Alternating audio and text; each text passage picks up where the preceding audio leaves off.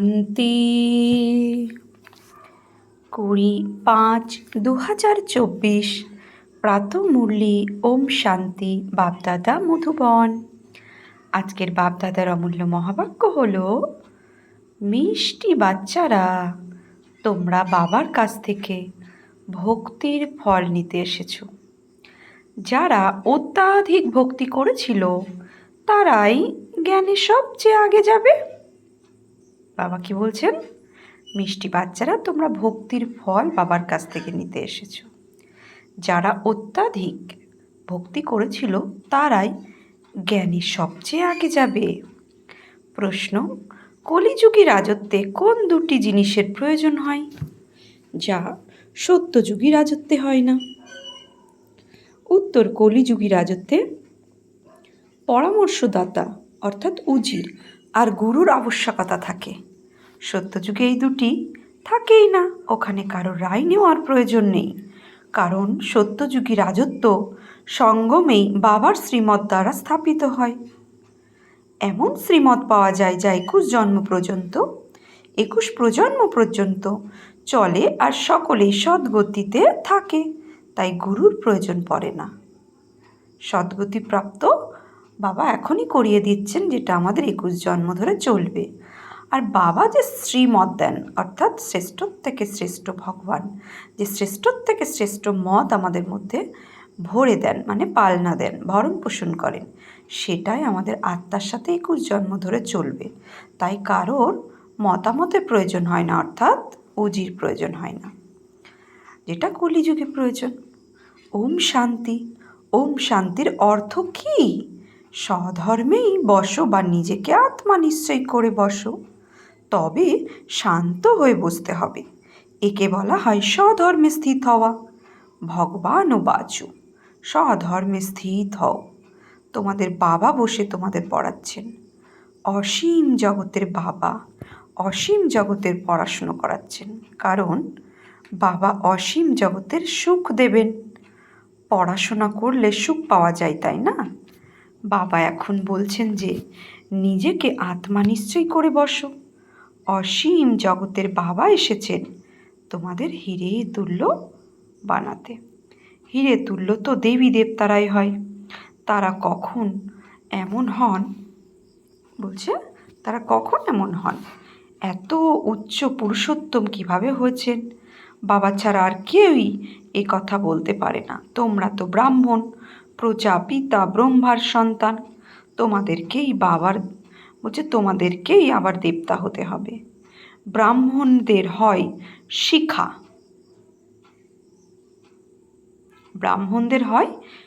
অর্থাৎ টিকি। তোমরা শূদ্র থেকে ব্রাহ্মণ হয়েছ। তোমরা হলে প্রজাপিতা ব্রহ্মার মুখ বংশজাত, অর্থাৎ প্রজাপিতা ব্রহ্মার মুখের জ্ঞানের দ্বারা আমাদের জন্ম হয়েছে, সেই জন্য মুখ বংশজাত। গর্ভজাত নও।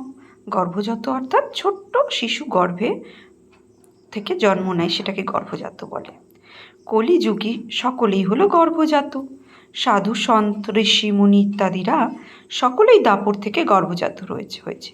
আর এখন শুধু তোমরা প্রজাপিতা ব্রহ্মা কুমার কুমারীরাই মুখ বংশাবলী হয়েছে, অর্থাৎ ব্রহ্মার মুখের জ্ঞানের দ্বারা আমাদের নতুন জন্ম হয়েছে, তাই মুখ বংশাবলী।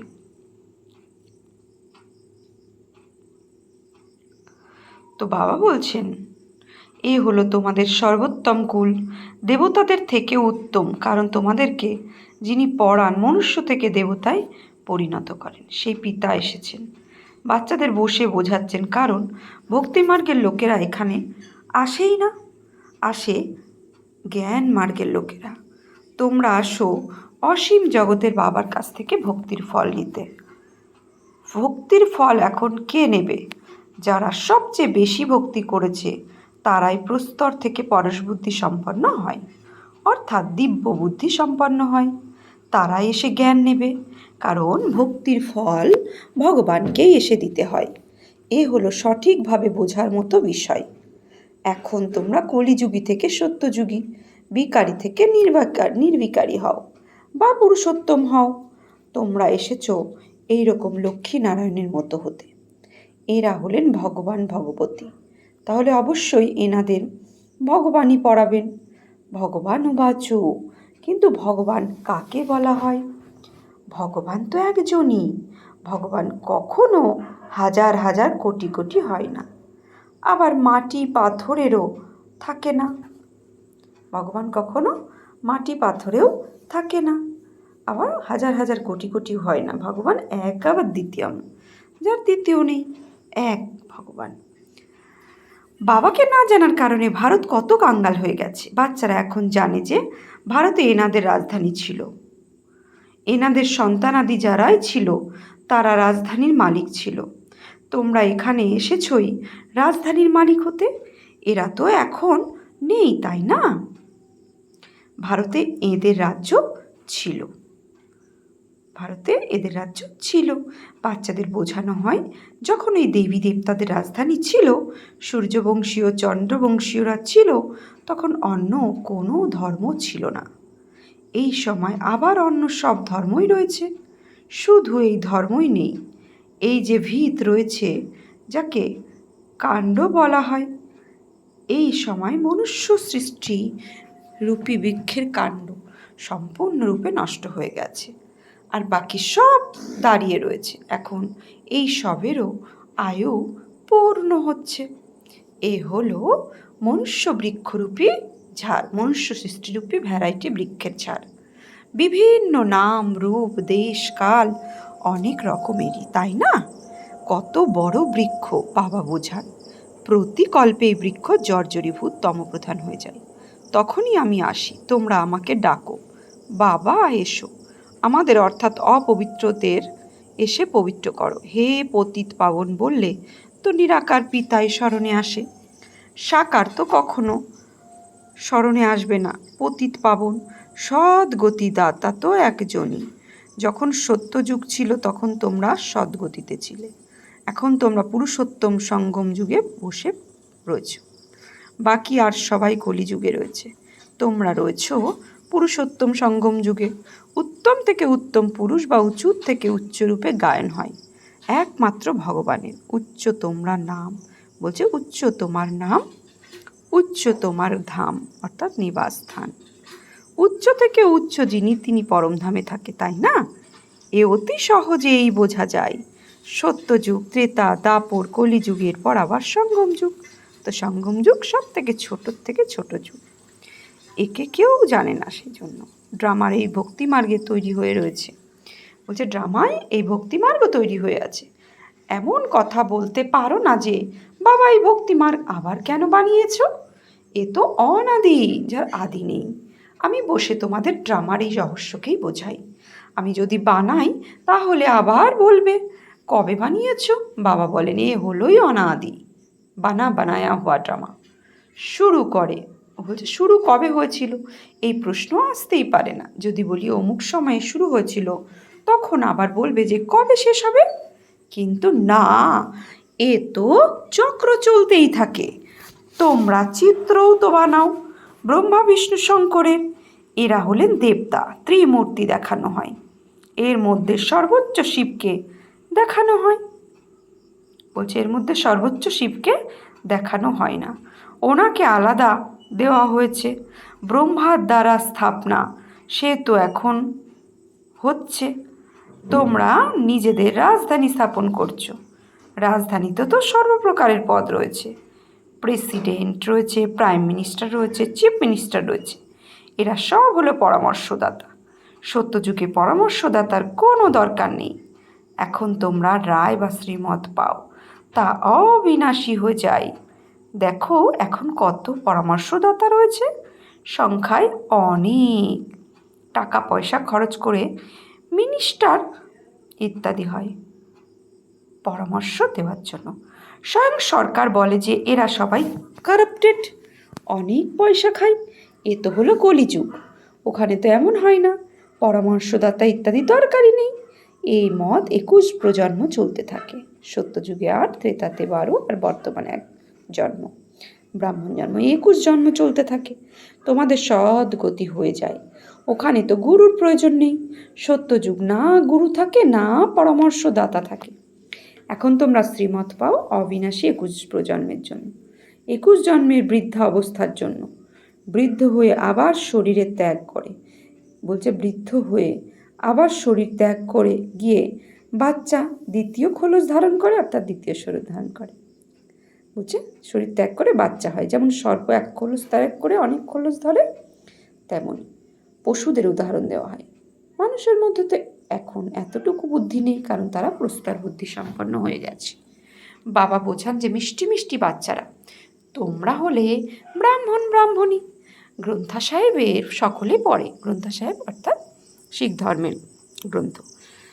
শোনে যে ভগবান নোংরা অপবিত্র কাপড় ধোই, অর্থাৎ মুত পলিতি কাপড় ধুই আত্মাকে পবিত্র করে, অর্থাৎ আত্মা সম্পূর্ণ কালো তমপ্রধান হয়ে গেছে, তো ভগবান এসে আত্মাকে জ্ঞান গঙ্গা দিয়ে পবিত্র করে। ভগবানকে ডাকে যে তুমি এসো, এসে আমাদের অর্থাৎ আত্মাদের অশুচি কাপড় ধোও। আমাদের সকল আত্মাদের পিতা, এসে আমাদের কাপড় পরিষ্কার করো। শরীরকে তো ধুতে হবে, আত্মাকেও ধুতে হবে, কারণ আত্মাই অপবিত্র হয়ে গেছে, তাই অপবিত্র আত্মাদের এসে পবিত্র বানাও। তাই বাবা বাচ্চাদের বোঝান যে মিষ্টি মিষ্টি বাচ্চারা, আমাকে এখানে আসতেই হয়, আমি জ্ঞানের সাগর, পবিত্রতার সাগর।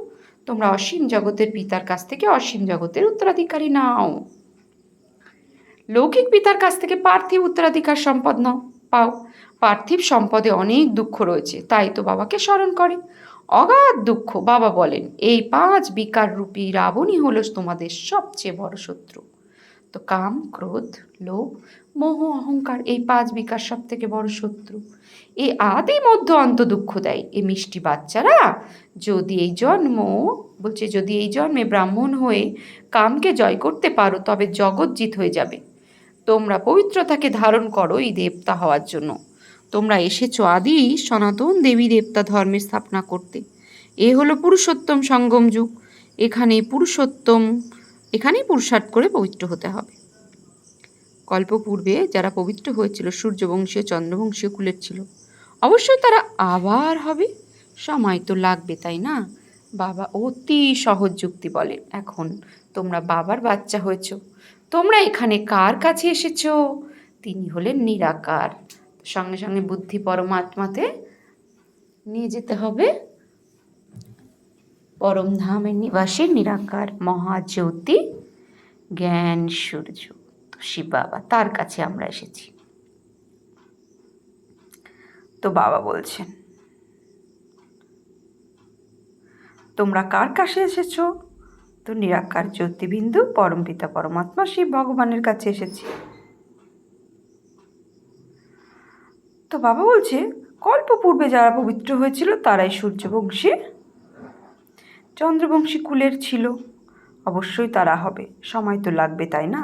বাবা অতি সহজ যুক্তি বলেন, এখন বাবার বাচ্চা তো হয়েছে তোমরা, এখানে কার কাছে এসেছো? নিরাকারের কাছে। তিনি এই শরীরকে ধার হিসাবে নিয়েছেন, অর্থাৎ ব্রহ্মার শরীরকে। তিনি স্বয়ং বলেন এ হলো নার অর্থাৎ ব্রহ্মার অনেক জন্মের অন্তিমের জন্ম, তাই এ হলো সর্বাপেক্ষা অধিক পুরাতন শরীর। আমি তো আসি পুরাতন শরীরে, পুরাতন রাবণের আসুরি দুনিয়ায়। তারা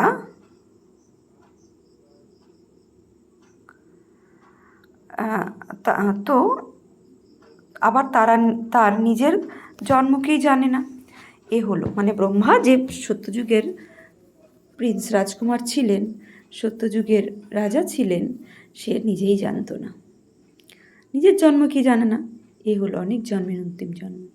যখন এনার বানপ্রস্থ অবস্থায়, তখন আমি প্রবেশ করি। গুরুও সর্বদা বানপ্রস্থ অবস্থাতেই করা হয়। লোকে বলে তাই না যে 60 বছর বয়স হলে লাঠি লাগে। ঘরে থাকলে তো বাচ্চাদের লাঠি লাগে, তাই পালাও ঘর থেকে। বাচ্চারা এমন হয় যে বাবাকে লাঠি দিয়ে মারতেও দেরি করে না। তারা বলে যে কোথায় মরবে, তাহলে আমরা ধন সম্পত্তি পাবো। বানপ্রস্থদের তো অনেক সৎসঙ্গ হয়। তোমরা জানো যে সকলের সদ্গতিদাতা হলেন এক, তিনি সঙ্গম যুগেই আসেন। সত্য যুগে তোমরা এখন সদ্গতি প্রাপ্ত করো, তখন বাকিরা সব শান্তিধামে থাকে। একেই বলা হয় সকলের সদ্গতি। বাবা ছাড়া আর কেউই সদ্গতি দিতে পারে না। না কাউকে স্ত্রী বলতে পারো, না শ্রী শ্রী। শ্রী অর্থাৎ শ্রেষ্ঠ হয় দেবতারা। শ্রী লক্ষ্মী, শ্রী নারায়ণ তাদেরকে বলা হয়। এদের তৈরি করেছে কে? শ্রী শ্রী শিব বাবাই বলা উচিত। বাবা তাই ভুলগুলোকে দেখিয়ে বলে তোমরা এত গুরু করেছিলে, আবারও এমনই হবে।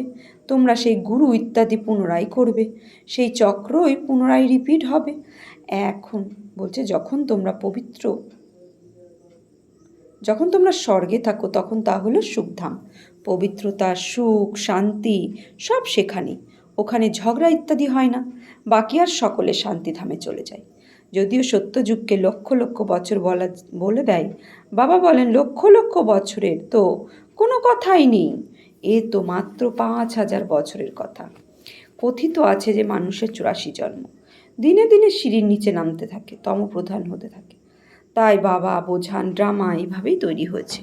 অ্যাক্টর হয়ে যদি ড্রামার ক্রিয়েটার, ডাইরেক্টর মুখ্য অ্যাক্টরকে না জানে তাহলে তাকে কি বলবে? বলছে তাহলে তাকে কি বলবো? বাবা বলেন এই অসীম জগতের ড্রামাকে কোনো মানুষই জানে না। এ কথা বাবা এসে বোঝান। বলেও যে শরীর ধারণ করে নিজের পার্ট প্লে করে। তাহলে তো তা নাটকই হলো, তাই না? নাটকের মুখ্য অ্যাক্টরকে কেউ বলতে পারবে না। বাচ্চারা, এখন শুধুমাত্র তোমরাই জানো যে অসীম জগতের ড্রামা কীভাবে উকুনের মতো চলছে, টিক টিক টিক, অবিরত চলতেই থাকে। মুখ্য হলো উচ্চ থেকে উচ্চতম পিতা, যিনি এসে বোঝানো আর সকলের সদ্গতি করেন। সত্যযুগে আর অন্য কেউ থাকবে না, অতি অল্প সংখ্যক থাকবে। ওই স্বল্প সংখ্যক যারা থাকবে তারাই সর্বাপেক্ষা অধিক ভক্তি করেছিল। তোমাদের কাছে প্রদর্শনী বা মিউজিয়ামে তারাই আসবে যারা অনেক ভক্তি করেছে। একমাত্র শিবের ভক্তি করা, তাকেই বলা হয় অব্যভিচারী ভক্তি, আর সব কিছু ব্যভিচারী ভক্তি। আবার অনেকের ভক্তি করতে করতে ব্যভিচারী হয়ে পড়ে। এখন ভক্তি হলো সম্পূর্ণ তমপ্রধান। প্রথমে শতপ্রধান ভক্তি ছিল, পুনরায় সিঁড়ি নিচে নামতে নামতে তমপ্রধান হয়ে গেছে। এমন অবস্থা যখন হয় তখনই বাবা আসেন সবাইকে শতপ্রধান বানাতে। এই অসীম জগতের ড্রামাকে তোমরাই জেনেছ। আচ্ছা, মিষ্টি মিষ্টি হারানিধি বাচ্চাদের প্রতি মাত পিতা বাপদাদার স্মরণে স্নেহ সুমন আর সুপ্রভাত। আত্মাদের পিতা তার আত্মারূপী বাচ্চাদের জানাচ্ছে নমস্কার, সুপ্রভাত, ধন্যবাদ। আমরা আত্মারূপী বাচ্চারা আত্মারূপী বাপদাদাকে জানাচ্ছে নমস্কার, সুপ্রভাত, ধন্যবাদ। ধারণার জন্য মুখ্য সার: অসীম জগতের পিতার থেকে অসীম জগতের অবিনাশী উত্তরাধিকার নেওয়ার জন্য পবিত্র অবশ্যই হতে হবে। পবিত্রতার উত্তরাধিকার এখনই নাও, অর্থাৎ কামের উপর বিজয় লাভ করো, তখন জগৎ জিত হতে পারে। 2, অসীম জগতের বাবার কাছ থেকে পড়াশুনো করে নিজেকে কড়ি থেকে হীরে তুল্য বানাতে হবে। অসীম জগতের সুখ নিতে হবে। এই নেশা যেন থাকে যে মনুষ্য থেকে দেবতায় যিনি পরিণত করেন সেই বাবা এখন আমাদের সম্মুখে রয়েছেন। তো সে আমাদের মনুষ্য থেকে দেবতায় পরিণত করেন। এখন এ হলো আমাদের সর্বোত্তম ব্রাহ্মণকুল বরদান। জ্ঞান সম্পন্ন দাতা হয়ে সকল আত্মাদের প্রতি শুভচিন্তক হওয়া শ্রেষ্ঠ সেবাধারী ভব। জ্ঞান সম্পন্ন দাতা হয়ে সকল আত্মাদের প্রতি শুভচিন্তক হওয়ার শ্রেষ্ঠ সেবাধারী ভব। শুভচিন্তক হওয়ার বিশেষ আধার হলো শুভচিন্তন। যারা ব্যর্থ চিন্তন বা পরচিন্তন করে তারা শুভচিন্তক হতে পারে না। শুভচিন্তক মনিদের কাছে শুভচিন্তনের শক্তিশালী খাজানা সদা ভরপুর থাকবে। ভরপুর তার কারণেই অন্যদের প্রতি শুভচিন্তক হতে পারবে। এরকম জ্ঞানসম্পন্ন দাতায় চলতে ফিরতে প্রত্যেকের সেবা করে শ্রেষ্ঠ সেবাধারী হয়ে যায়। স্লোগান: বিশ্ব রাজ্য অধিকারী হতে হলে বিশ্ব পরিবর্তনের কার্যে নিমিত্ত হও। বিশ্ব রাজ্য অধিকারী হতে গেলে বিশ্ব পরিবর্তনের কার্যে নিমিত্ত হও। আজকে সমান নেব, আমি শুভচিন্তক হওয়া শ্রেষ্ঠ সেবাধারী আত্মা ভব। আমি সবার প্রতি শুভচিন্তক হওয়া শ্রেষ্ঠ সেবাধারী আত্মা ভব। ওম শান্তি।